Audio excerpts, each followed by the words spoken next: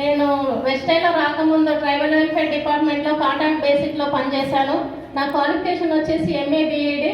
నేను తెలుగు లెక్చరర్గా వర్క్ చేశాను సార్. నేను 8 సంవత్సరాల నుంచి 14,000 నుంచి 32,000 రావడానికి 8 సంవత్సరాలు పట్టింది సార్. మా సార్ సోషల్ వెల్ఫేర్ డిపార్ట్మెంట్ సాంఘిక సంక్షేమ గురుకుల పాఠశాల ప్రిన్సిపల్. నేనేమో ట్రైబల్ వెల్ఫేర్ గురుకుల పాఠశాల లెక్చరర్గా వర్క్ చేశాను 8 సంవత్సరాలు.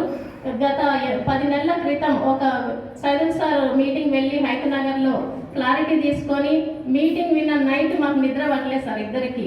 అసలు ఇంత మంచి బిజినెస్ మనం ఎందుకు వదులుకున్నామా, ఇప్పటి నుంచి స్టార్ట్ చేద్దాం, మనమే కాకుండా మనల్ని నమ్ముకొని వచ్చిన వాళ్ళని ఎంతో అంత వాళ్ళ ఇళ్లలో చిరుదీపం వెలిగిద్దామని డిసైడ్ అయ్యి నెక్స్ట్ డేనే నా జాబ్ 33,000 కాంట్రాక్ట్ బేసిక్ జాబ్ నేను రిజైన్ చేసి ఇందులో 0 నుంచి స్టార్ట్ అయినా సార్. అక్కడ జాబ్ వదిలిపెట్టి కాంట్రాక్ట్ బేసిక్ జాబ్ ఎవరైనా వదిలిపెడతారా సార్? రీసెంట్గా రెగ్యులర్ అయింది మాతోటి వాళ్ళందరికీ, కానీ నేనేం బాధపడలేదు. ఇందులో 10 నెలల నుంచి నా జర్నీ స్టార్ట్ చేసిన, 0 నుంచి స్టార్ట్ చేసిన. నా ఫస్ట్ మంత్ ఇన్కమ్ వచ్చేసి 74 రూపాయలు, నా హైయెస్ట్ చెక్ వచ్చేసి 39,204 రూపాయలు సార్. నా గోల్ వచ్చేసి నేను చెప్పను, చేసి చూపిస్తా. 2 లక్షలు పెట్టుకున్నా, కానీ మాటలో కాదు చేతల్లో చేసి చూపిస్తా sir. Okay sir. Thank you Shirisha గారు. వైఫ్ అండ్ హస్బెండ్ ఇద్దరు. అంటే కొంతమందికి డిస్ట్రిక్ట్ కొండమల్లిపల్లి దేవరకొండ. బట్ నేను ఒక 2002లో 2002 సంవత్సరంలో టీచర్గా రిక్రూట్ అయ్యి గురుకులాల్లో ఇప్పుడు 23 సంవత్సరాల నుంచి టీచర్గా, లెక్చరర్గా, వైస్ ప్రిన్సిపల్గా, ప్రిన్సిపల్గా ఇలాంటి అనేక బాధ్యతలు నిర్వహిస్తూ, ముఖ్యంగా నాకు నల్గొండ జిల్లా అయినా నా జాబ్ మొత్తం కూడా 1 సంవత్సరం 2 సంవత్సరాలు తప్ప మిగతా అంతా ఇదే మహబూబ్నగర్ జిల్లాలో చేశాను. కల్వకుర్తి, డిండి, మన్ననూరు, అచ్చంపేట, ఐజా, మద్దూరు, జడ్చర్ల, ఇప్పుడు ప్రజెంట్ హైదరాబాద్లో చేస్తున్నాను.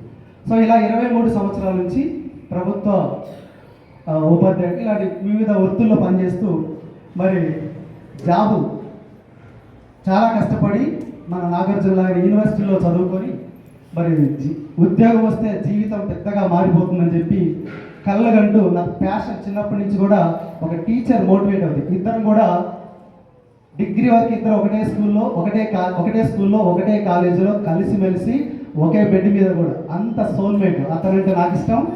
నా అయ్యి నేను హాస్పిటల్ నుంచి బయటకు వచ్చినప్పుడు ఫస్ట్ నేను అడిగింది మా మిస్సెస్ని, బావ వచ్చాడా అని అడిగాను. నేను మా మిస్సెస్ని పిల్లల్ని ఎవరిని అడగలేదు, ఫస్ట్ బావ నన్ను చూడడానికి వచ్చాడని అడిగాను. అంత ఇష్టం నాకంటే, నాకు అతనంటే. సో అలాంటి ఎంఎస్ఆర్ గారు మరి యొక్క సామ్రాజ్యాన్ని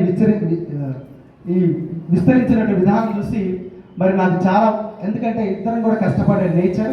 ఎక్కడున్నా కూడా నా రంగంలో నా స్కూల్ ఫస్ట్ ఉండాలి, నా పిల్లలు విద్యార్థులు చాలా ఎక్సలెంట్గా ఈరోజు 23 సంవత్సరాల్లో అమెరికా వెళ్ళారు, డాక్టర్లు అయ్యారు, ఈరోజు గాంధీ హాస్పిటల్లో నాకంటే హైయెస్ట్ పొజిషన్లో కూడా ఉన్నారు.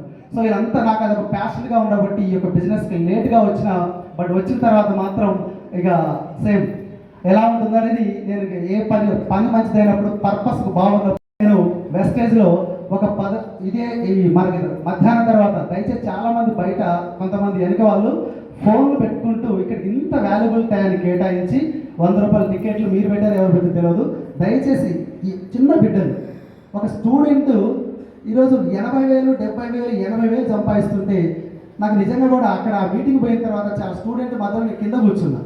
ఇద్దరం వెళ్ళాం, మాకు మేముగా వెళ్ళాం తెలుసుకుందామని చెప్పి. మధ్యాహ్నం వచ్చినటువంటి సైదుల్ సార్ గ్రేట్ లీడర్ యొక్క స్పీచ్ విన్న తర్వాత ఇంత పొటెన్షియాలిటీ ఉందా ఈ బిజినెస్లో, అసలు ఏంటి అనేది పూర్తిగా విందామని చెప్పి సైలెంట్గా ఫోన్ని సైలెంట్ పెట్టి మధ్యాహ్నం, అంటే ఆ రోజు మధ్యాహ్నం వరకే జరిగింది, ఒక 3-4 గంటలు పూర్తిగా విన్న తర్వాత ఇద్దరం క్లారిటీ తీసుకున్నాం. ఆ క్లారిటీ వచ్చిన తర్వాత ఇంటికి వచ్చి ఆలోచించాం అసలు ఏంటి ఈ బిజినెస్లో ఎలా ఉంది. ఎందుకంటే సార్ నేను లేటుగా రావడానికి కూడా కారణం, ఇక్కడ మీ మనసులో ఉన్నటువంటి కారణం మధ్యాహ్నం తర్వాత క్లియర్ అవుతుంది. ముఖ్యంగా మన యొక్క తెలంగాణ ఏపీలో ఎక్కువ మంది ఇలాంటి కంపెనీల్లో డబ్బులు కట్టి మోసపోయి చాలామంది కేసులు పాలై కూడా ఈ యొక్క మంచిది వచ్చినా కూడా ఈరోజు ఆలోచించేటువంటి సమాజం, నెగిటివ్ సొసైటీలో మనం బ్రతుకుతున్నాం. కాబట్టి చాలామంది ఇంత ఖతర్నాక్ బిజినెస్ ఉందని మనం ఫ్రెండ్స్ చెప్తున్నా కూడా ఎక్కువ మంది ఇంట్రెస్ట్ చూపించకపోవడానికి కారణం ఏంటంటే అదే కారణం, అదొక రీజన్. ఇక రెండోది బ్రిటిష్ వాళ్ళు మనం వెళ్తూ వెళ్తూ ఒక బానిస బతుకుల్లాగా మనకు ఉద్యోగం అనేటువంటి ఒక ఉద్యోగం అంటే ఒక జీతగాడు, పేరు క్రాస్గా స్టైల్గా ఉండొచ్చు ఉద్యోగం కానీ ఒక జీతగాడు. నేను కూడా 23 సంవత్సరాల నుంచి ప్రభుత్వ జీతగాడు, సింపుల్గా ప్రైవేట్ జీతగాడు. ఒక వ్యక్తి దగ్గర ఒక టైం ఫ్రీ కూడా ఉండదు. 23 సంవత్సరాలు ఎంతో అంటే సర్వీస్ చేస్తూ పిల్లలు సక్సెస్ అవుతుంటే సాటిస్ఫై అయినా కానీ ఆ ఒత్తిడిని తట్టుకోలేక, ఆ టెన్షన్స్, ఆ విధమైన టార్గెట్స్, పిల్లలు వాళ్ళు ఆ ప్రెజర్ తట్టుకోలేక ఎంత లాస్ అయ్యామంటే అంత లాస్ మాకే తెలుసు. సో మనం వాడుతున్నటువంటి ప్రొడక్ట్ కల్తీవి, కెమికల్వి, అక్కడ ఉన్నటువంటి స్ట్రెస్ అలా ఉంటుంది. ఈ రెండింటి మధ్య నలిగిపోతూ 23 సంవత్సరాలకే భగవంతుడి యొక్క చాలు అనే పరిస్థితి వచ్చాం. అంత ప్యాషన్ నాకు టీచింగ్. సో అలాంటి పరిస్థితి నుంచి ఈ యొక్క ప్రొఫెషన్ ఎన్నుకోవడానికి కారణం నాకు ఎందుకనేది మీకు తెలిసిపోయింది. ఇప్పుడు లాస్ట్ అందరూ చెప్పిన తర్వాత మీకు అర్థమైంది. సో ఆ విధంగా నేను ఈ యొక్క ప్రొఫెషన్ని మళ్ళీ పార్ట్ టైంగా టేకప్ చేశాను. వైఫ్ అండ్ హస్బెండ్ ఇద్దరం కూడా దీంట్లో ముందుకు వెళ్ళాలంటే ఫస్ట్ మనం ఎవరో ఒకరు జాబులు త్యజించాలి. ఎందుకంటే కొన్ని వందల మందికి పేద బిడ్డలకి మనం హెల్ప్ చేసే అవకాశం మనకు జాబ్ ఉంది. కానీ లేక 10,000కి 20,000కి ఎంతోమంది బయట సొసైటీలో తన జీవితాన్ని ఉన్నటువంటి విలువైన టైం సార్, మీకు ఏదైనా కొనొచ్చు కానీ టైం మాత్రం దొరకలేదు. ఈ విలువ మీకు తెలియదు. ఒక్కసారి మిస్ అయిన వాళ్ళు ఆ విధంగా చనిపోయిన వాళ్ళ గురించి చెప్పడం మళ్ళీ రావాలంటే ఎంత ఇష్టం ఉన్నా నీకు తండ్రి కానీ తల్లి కానీ మళ్ళీ రాదు.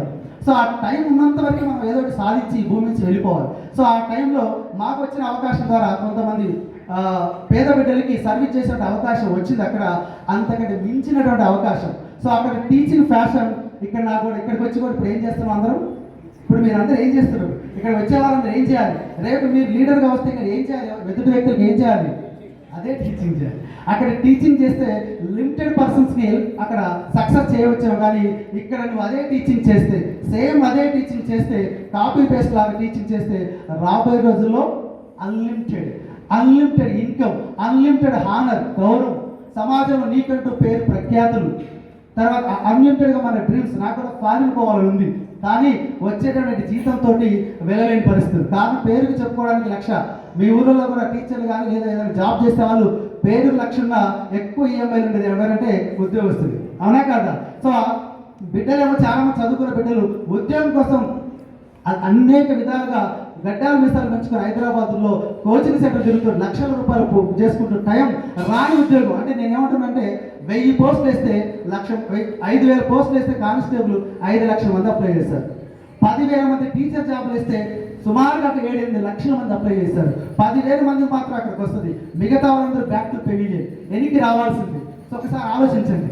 అంటే పరిస్థితి ఎలా ఉందంటే కొంతమందికి మాత్రం అవకాశం ఉంది అక్కడ ఉద్యోగంలో. సరే ఉద్యోగం వచ్చిన వాళ్ళ పరిస్థితి ఏమైనా ఉందంటే ఎగ్జాంపుల్ మేము లేదా మీ చుట్టూ ఉన్న సమాజం చూడండి.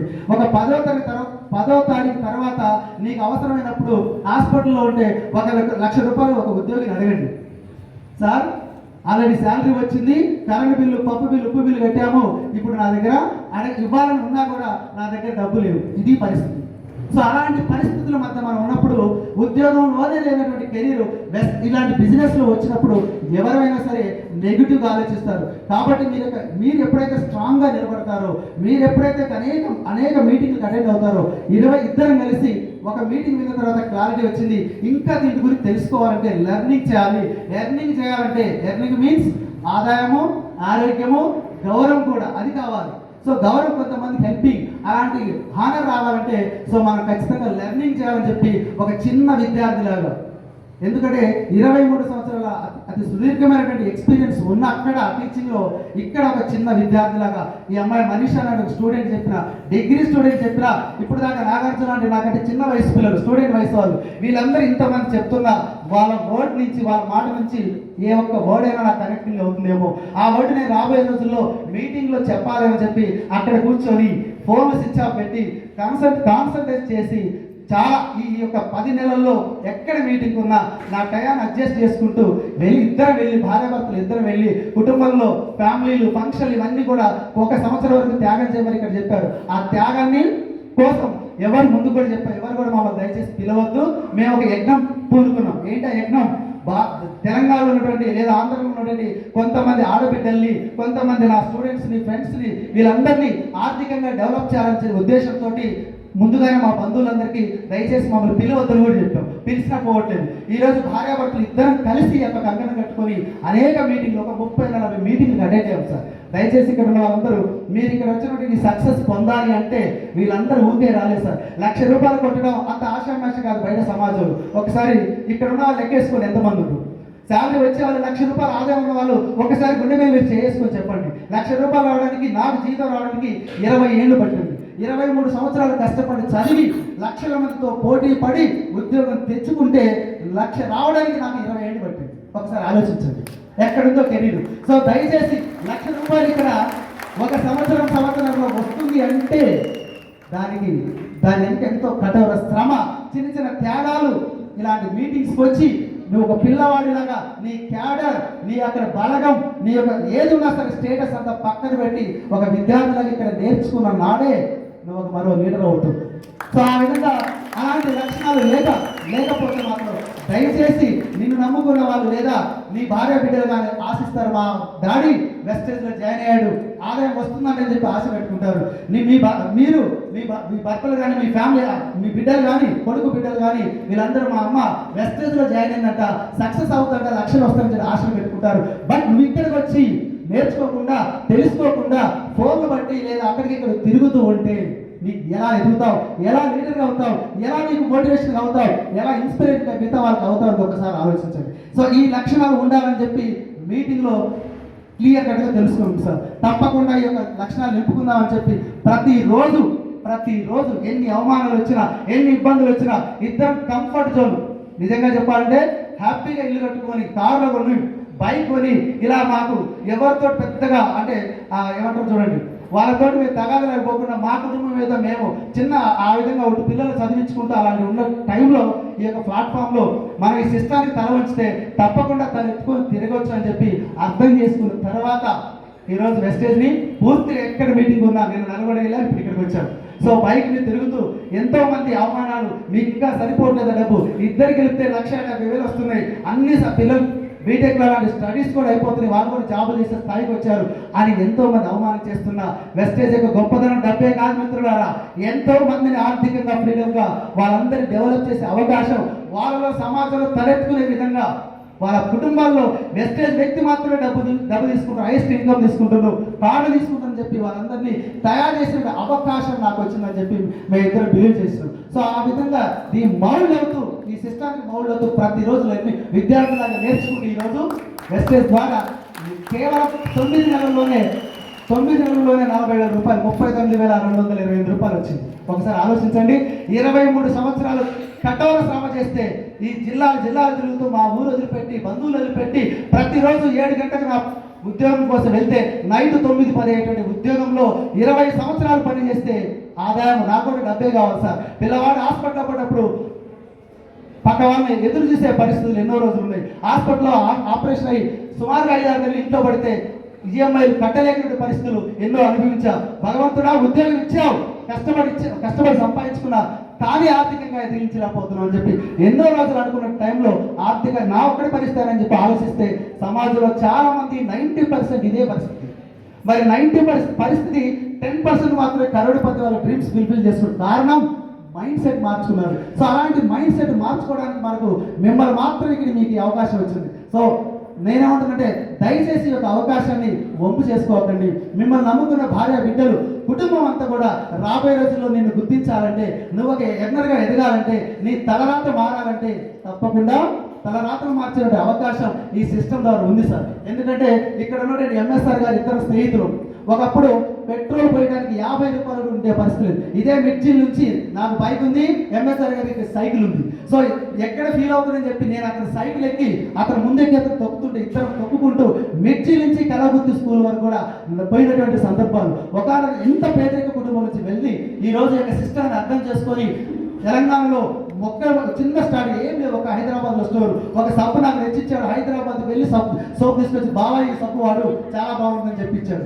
సో అలాంటి కఠోర పరిస్థితులు ఎదుర్కొని ఈరోజు నెలకు 18 లక్షలు ఈ 7 సంవత్సరాల్లో ₹5 కోట్ల సంపాదించాడు నా డార్లింగ్. నా స్నేహితుడు ఎవరో కాదు నాకు మోటివేషన్. ఎలా ఎదిగాడు? ఒక డబ్బే కాదు సార్ ఇక్కడ ముఖ్యం. ఈ రోజు ఎంతో మంది ఆడబిడ్డల్ని, స్టూడెంట్స్ని, చిన్న ఆయమ్మని ఒక రోజు అడిగితే నాకు అల్లా సార్ నీ దోస్త్ అని చెప్పింది సార్ ఆయమ్మ. నిజంగా రియల్ అనిపించింది. ఇది కదా జీవితం కావాల్సిన మనిషికి, ఇది కదా లైఫ్. సో అలాంటి అద్భుతమైనటువంటి జీవితం అక్కడికి నా దోస్తుకు వచ్చిందంటే నాకు అదే అవకాశం వచ్చింది. దీనికోసం కష్టాలు, నష్టాలు, అవమానాలు, తీర్థాలు ఇవన్నీ కూడా ఒక సంవత్సరం ఒక చెవిటి కప్పలాగా ఉందామని చెప్పి డిసైడ్ అయ్యి పనిచేస్తున్నాం కాబట్టి ఈరోజు చాలా హ్యాపీగా ఉంది. సో ఎంతో మంది నా టీంలో వచ్చినటువంటి వ్యక్తులందరూ కూడా ఆడబిడ్డ వ్యక్తులు ఈరోజు మెసేజ్ పండుతున్నారా 100 కిలోమీటర్లు బైక్ మీద తిరిగే స్థాయికి వచ్చినట్టే the power of message. So అలాంటి గ్రేట్ ఆపర్చునిటీ సేమ్ మీకే వచ్చింది సార్. దయచేసి మిత్రులారా అదే ఆపర్చునిటీ మాకు వచ్చింది, ఎంఎస్ సార్కి వచ్చింది, నాగార్జున సార్కి వచ్చింది, యాడ సత్యనారాయణ సార్కి వచ్చింది, ఇక్కడ ఉన్న లీడర్స్ అందరికీ సేమ్ అదే విధంగా మీ ఇంటికి వచ్చింది. సో మీ అప్లైని దేవుడిగా భావించి మిమ్మల్ని తిట్టుకోకుండా దేవుడి రూపంలో మీ ఇంటికి వచ్చారు సార్. అలాంటి అప్లైన్ యొక్క చేయి పట్టుకొని మీ యొక్క డెవలప్మెంట్ కోరి అప్లైన్ చేతి పట్టుకొని ముందు మీరు యొక్క అత్యున్నత స్థాయికి ఎదగాలని నాకు ఈ అవకాశం ఇచ్చినటువంటి యాడ సత్యనారాయణ గారికి, లీడర్స్ అందరికీ థ్యాంక్ యూ ధన్యవాదాలు తెలుపుకుంటున్నాను. Thank you very much sir. Wish all the best. ఇప్పుడు చెప్పండి ఏం లేదా?